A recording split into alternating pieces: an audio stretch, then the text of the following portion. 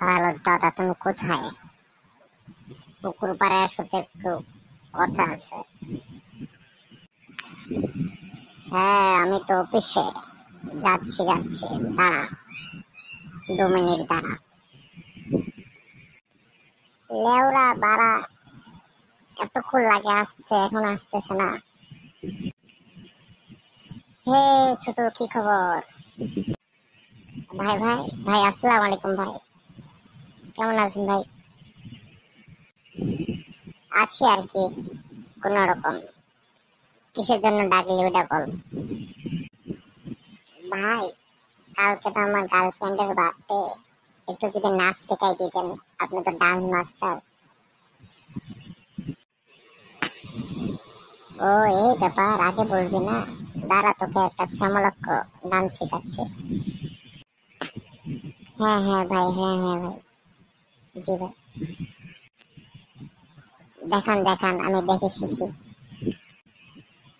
চমক চমক চমকে, হে ডিজে বাজাও রে, চিকড়ে চিকড়ে চিকড়ে চিকড়ে চিকড়ে চিকড়ে চিকড়ে চিকড়ে চিকড়ে।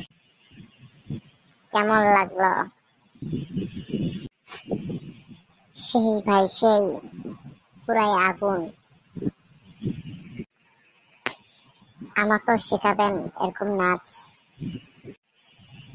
অবশ্যই অবশ্যই, কেন না।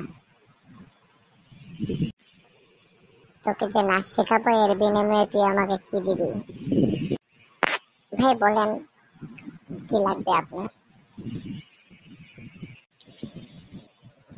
তেমন কিছু লাগবে না, তোর গার্লফ্রেন্ডকে খালি একটা রাতের মধ্যে লাগাতে দিস, তাইলেই হয়ে যাবে।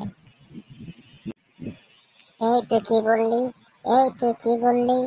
এই তুই কি বললি? এই কুত্তার বাচ্চা, তুই কি বললি? এই তুই কি বললি? এই সুরের বাচ্চা, তুই কি বললি? শুধলাম না তোর নাচকে।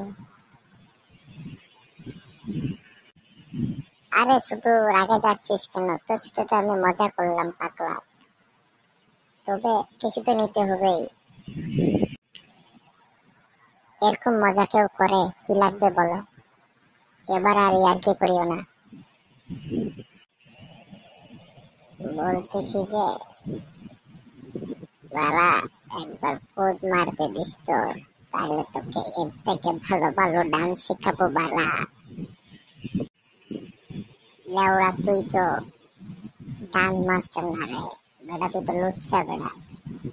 বেটা তুই তো জনি সিং এর ভক্ত বেটা।